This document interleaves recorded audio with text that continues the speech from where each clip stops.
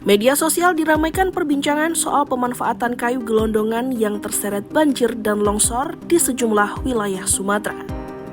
Warga terdampak bencana terlihat memanfaatkan kayu sisa banjir untuk membangun kembali rumah dan memenuhi kebutuhan dasar.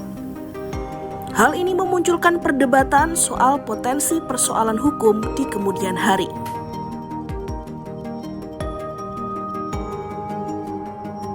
Salah satu unggahan di platform X menyebutkan suasana kawasan terdampak dipenuhi suara mesin pemotong kayu. Dalam video yang beredar, aktivitas tersebut terlihat terjadi di wilayah Tapanuli Selatan. Proses pemanfaatan kayu dilakukan secara gotong royong, melibatkan warga setempat bersama aparat TNI dan Polri sebagai bagian dari upaya kolektif bangkit dari bencana. Unggahan tersebut memantik beragam respon. Sebagian warganet khawatir pemanfaatan kayu berujung masalah hukum di kemudian hari. Namun, tidak sedikit pula yang menilai pemanfaatan kayu sisa bencana sah secara moral. Sementara warganet lain mengingatkan adanya preseden kasus hukum yang menimpa masyarakat kecil. Perdebatan ini memunculkan pertanyaan publik. Apakah warga terdampak bencana boleh memanfaatkan kayu gelondongan hasil banjir secara hukum?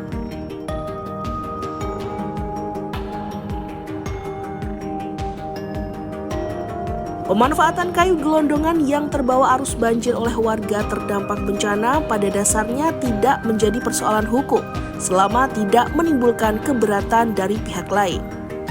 Hal ini ditegaskan pakar hukum pidana Universitas Trisakti, Abdul Fikar Hajar.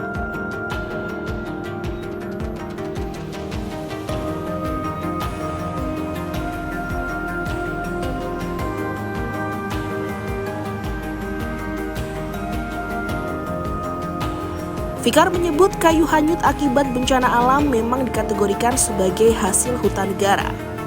Namun, negara memiliki kewenangan untuk memperbolehkan pemanfaatannya oleh masyarakat dalam kondisi tertentu.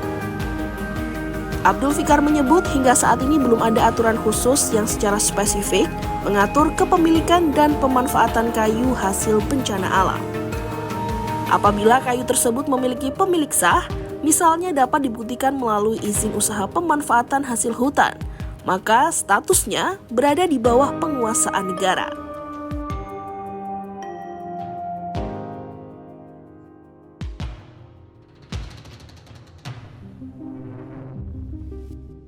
Meski demikian, Abdul Fikar menegaskan bahwa hukum tidak memberikan pengecualian eksplisit, terutama jika kayu digunakan untuk kepentingan bisnis.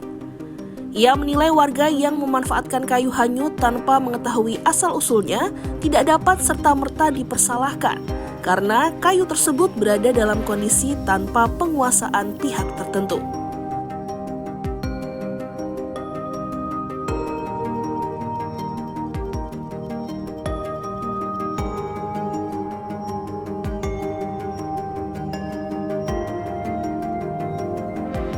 Terkait potensi sanksi hukum, Abdul Fikar memastikan bahwa pemanfaatan kayu gelondongan untuk kebutuhan darurat seperti membangun rumah atau fasilitas sementara pasca bencana tidak dapat dikenai sanksi pidana maupun administratif.